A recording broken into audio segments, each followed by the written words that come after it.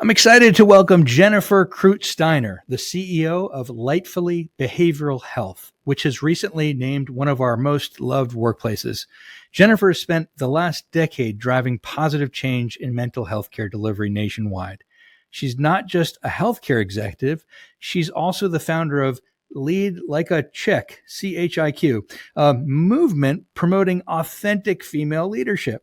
Under her guidance, Lightfully has become a beacon of innovation in behavioral health, known for their unique, shining commitments and their embrace of the Wabi Sabi philosophy of finding beauty in imperfection.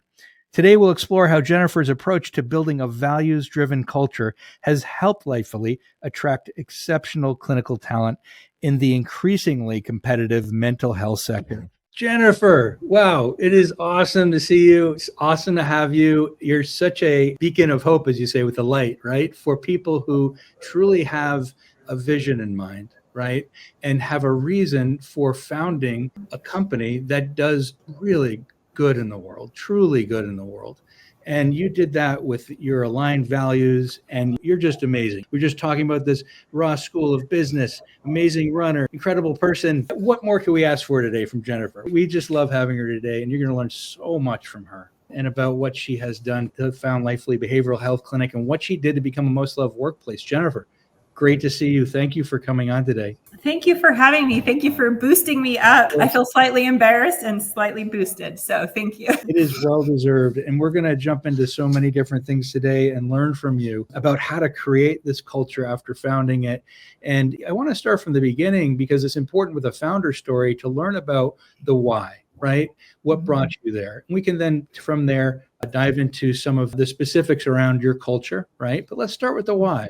I want to learn more about you and what led you to found Lightfully Behavioral Health. Oh, yeah, such a good question. I could answer it in a lot of different ways. Maybe just to set the foundation, I would say, my whole career has been in healthcare services. I didn't really know it when I got started, but the thread in my roles in healthcare services has been I feel filled by being of service to people who are in a vulnerable place in life. I think we all have found ourselves there, whether it's a family member or ourselves personally, and it brings me great fulfillment to be of service. So that's kind of the general background, but for Lightfully specifically, I had been a CEO for behavioral healthcare companies for about 7 years or so prior to founding Lightfully. And I was mid-COVID, so that's about the time frame. And I was watching the world around me, and what I saw was just this incredible explosion of mental health conditions. I think we all read about that in everything we saw. And not only was there an explosion of mental health conditions, but there was the levels of acuity, the level of severity of these conditions was going up. And I felt like there was just a need for a great care provider to meet that need. And then, so that was sort of one thing happening. The second thing was on the more personal side. I had a family member who was struggling with suicidality and had several suicide attempts and found themselves in the hospital for stabilization and struggled to find somewhere to get care after a hospitalization because they were at such high risk and not many care providers would accept a client like that. So I also just felt this, there's got to be a better way. We need to have options for folks that are struggling so severely. So that's where the concept was born. And yeah, I'm happy to go into sort of some of the details of how we made it happen, but the why was really to be part of the solution of what was, often called the second pandemic, right? It was this mental health crisis. Phenomenal. Like you said, the acuity of patients, it's just phenomenal. The devastation suicide has on communities and families. It's just incredible. Myself, I've had 2 friends suicide. The impact on their families and on friends and community was exponential. And the work you do to help people to find the value and purpose and love in their life, their light again, is so needed. I applaud you for doing that, and very glad that you are a most loved workplace because it is those aligned values that are so important. We were talking about something too before that was interesting with such an important purpose, with such an important vision for the world. We were talking about aligned values. How important is it to find that aligned values with partners, with employees? Because it could easily go astray if you have misalignment with partners or misalignment with employees. Because if the purpose is not there, the outcomes won't be there. So tell me more. We were talking a little about that, what your successes are in that area. Yeah, well, I would be as bold to say, I think that alignment of purpose and alignment of values, which we call shining commitments, because it's very on brand, but it means values.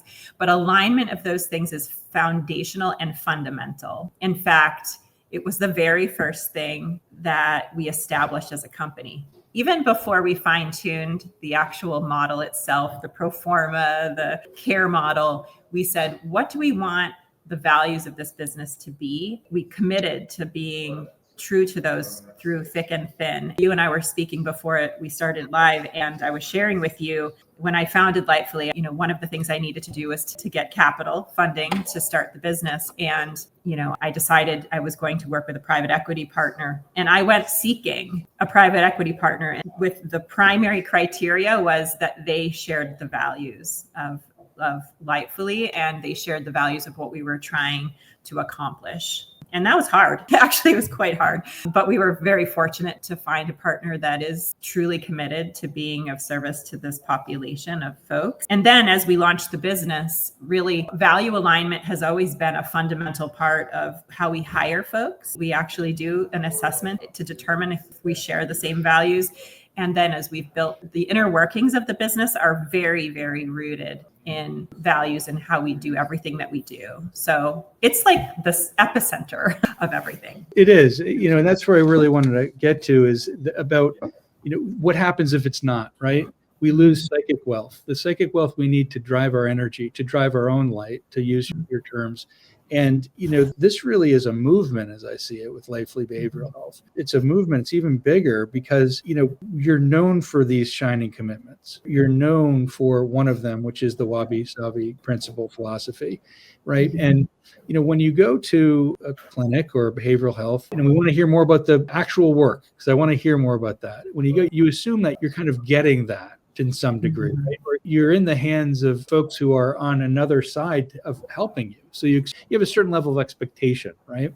So your shining commitments, how that love of workplace that you've achieved really helps to cement that feeling and outcome for your patients. Absolutely. Yeah. And I often say that it is our people that is our service or product, right? It is the human beings that are in our centers and clinics who are supporting clients in their healing journey to find their light, to find hope again through a variety of different modalities that we use, supportive programming to get them there. But the vehicle, right, of that care is our folks. And so the more that we pour into our teams and the more inspired and fulfilled that our teams feel, the better the care. And, I always caution this concept that a company, a healthcare delivery company, can have a toxic or unhealthy corporate culture, for example, but say that care is excellent because it can't be. There is so much congruency between how we interface as a team and what our clients are experiencing from us that you can't separate the two. So I believe that, we are a extremely high quality provider. Our clinical outcomes demonstrate that. And that's not by accident. It's because this value chain has just sort of followed its way all the way through to our clients or our patients. It is part of the value chain, isn't it? And it's the people like you who make it part of the value chain that have the best outcomes. Tell me about the experience. We definitely, the first point we had was very important, is choose the right partner that's aligned with your values. Yeah. Very important. The second is people are a product. The third I want to get into here is what's the product and how is it different as a result of the people? Tell me more about that. Yeah, such a good question. So it's important. Sometimes when we're in our own field, we get so insular that we forget that we need to explain what we do to the outside world. But yeah, so Lightfully Behavioral Health we are a provider of mental health services for clients who are struggling with things like depression, anxiety, trauma disorders, PTSD, personality disorders, suicidality, self-harm.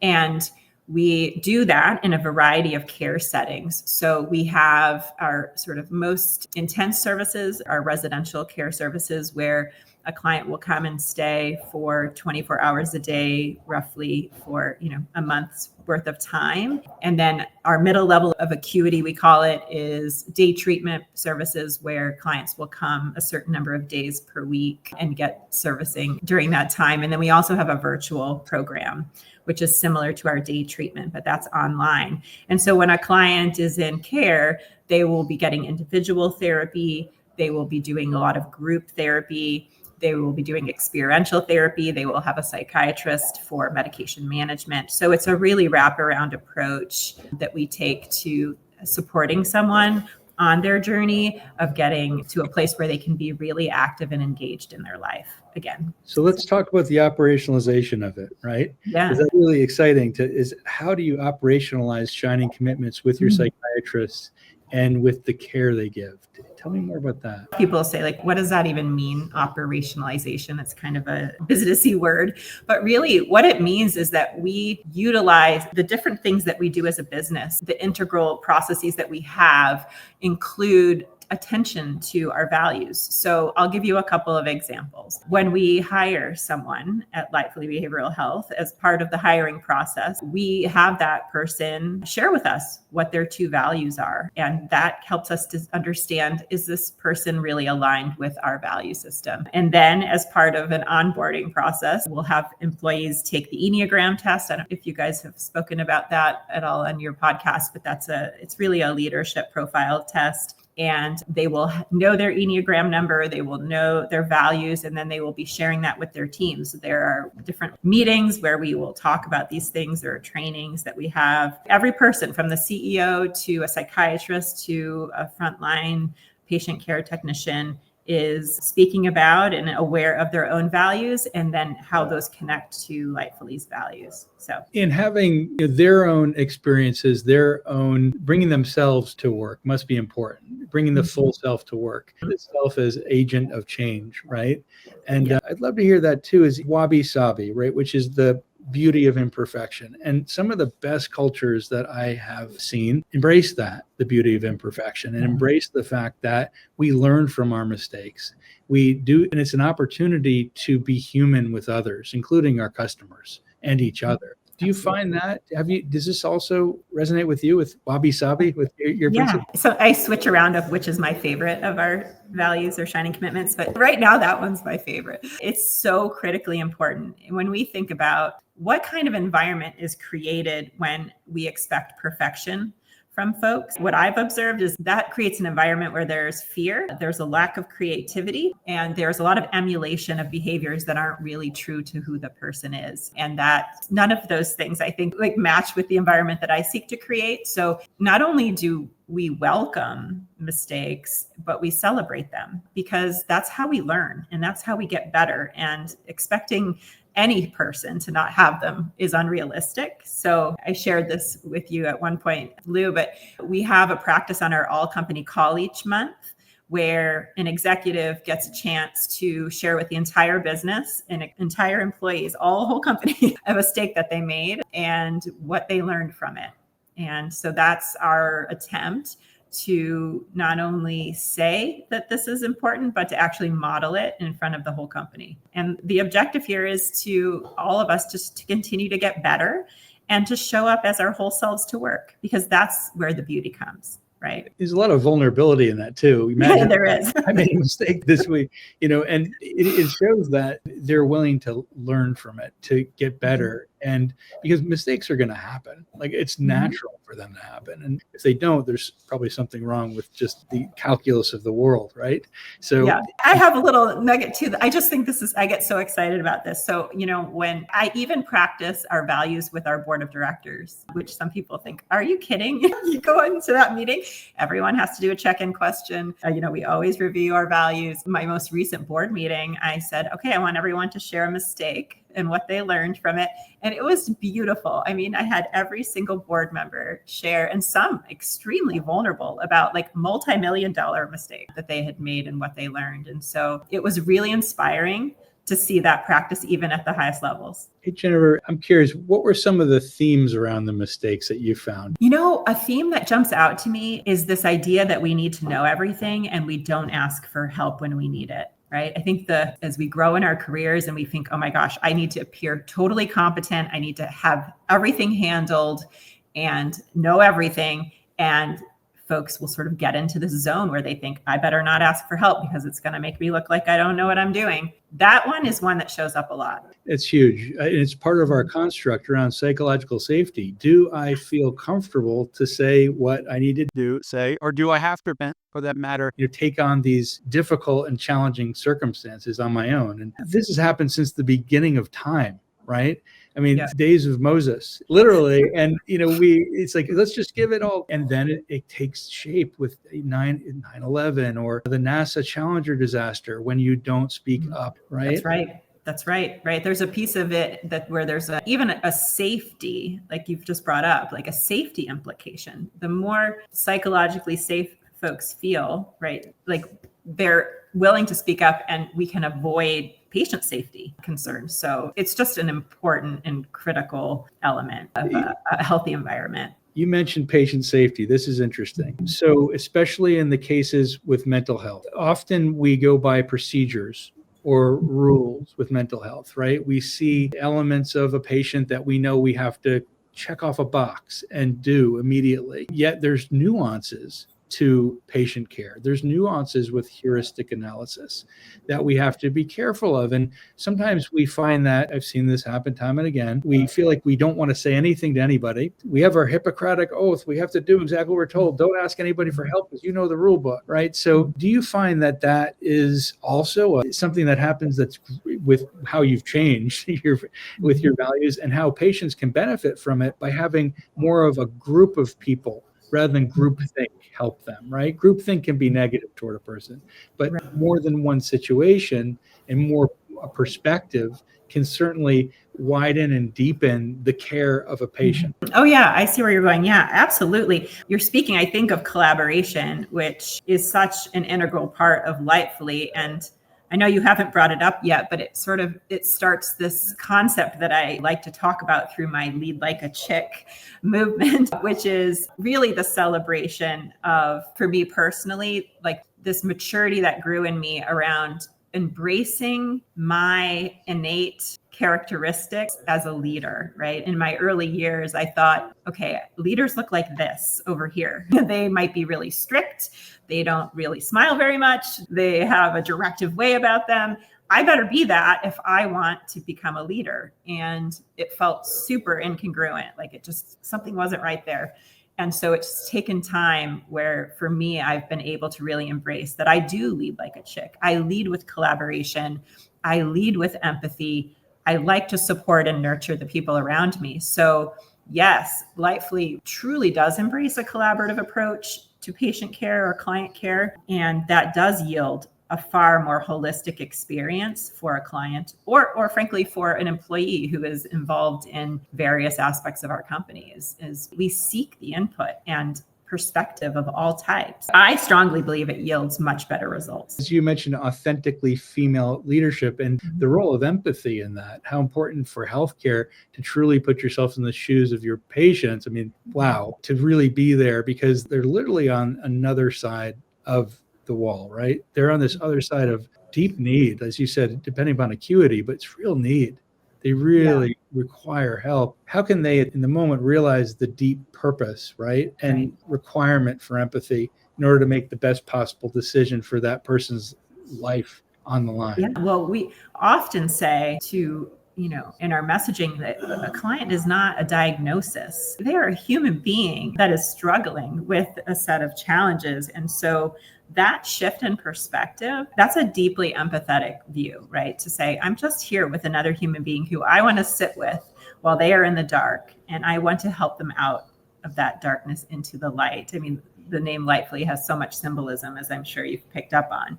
So, but that mindset is rooted in empathy. I can put myself in this person's shoes and have an understanding of their suffering. And I'm not pitying them.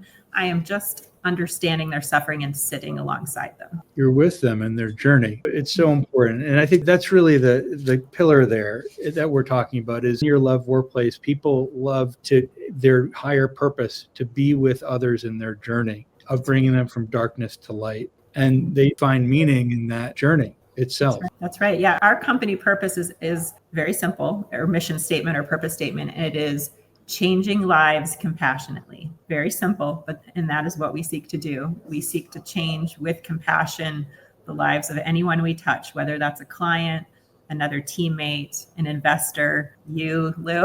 Maybe I've changed your life in a little way today to demonstrate compassion and to demonstrate empathy. It's quite simple. Absolutely. And we have a similar vision because ours is to empower organizations who want to put love at the center of their workplace to better serve their customers. And this is really the key. Our merging of our values are quite appropriate for the show. Yes. We didn't plan that. You did not plan that. You can't make that up. It just happened. Wow. So many things to learn and so many things that for other leaders to learn about implementing it in your hiring process, in implementing your values and operationalization of shining commitments in everything from your stand-ups to everything you do within your patient experiences, customer experiences for others. So that's in every part of the value chain that you do, including Jennifer as CEO of her partnerships and the people who work with her. Because when you have this kind of purpose-driven, mission-driven company that is essential for people at different acuity levels, where life is on the line, we cannot muck that up with noise. We can't do it either, because we're working with companies like you with a great vision for helping others. And it's so important to take inventory of all those partners, all those vendors, all those employees, make sure we're aligned. Otherwise, we can't help people like you to do the wonderful things you do. Absolutely. So Jennifer Kreutzsteiner, what a wonderful way to end this up by learning all of these key points from what you're teaching people and how many HR and CEOs can understand that how important it is to connect values to what is done on a daily basis, operationalization, and take in this concept of Wabi Sabi, enabling people to be able to say what they need to say when they need to say it and lead like a chick, empathize, and step into that role to empathize with others so that you can bring them from darkness to light. Jennifer Steiner, what a wonderful day to work with you. And it's been a pleasure interviewing you today on The Leader Show. Well, thank you, Lou. It's an honor. And I'd like to say, actually, on behalf of every member of our team, we're just incredibly grateful. We put so much into this culture to create such a meaningful workplace, and to be recognized was truly like we were screaming and jumping when we got the news. And thank you for celebrating us. I love that we have an opportunity to celebrate. We love celebrating companies with purpose like you and are helping the world. So that's exactly what this is all about. Thank you so much. You're welcome. Have a great day.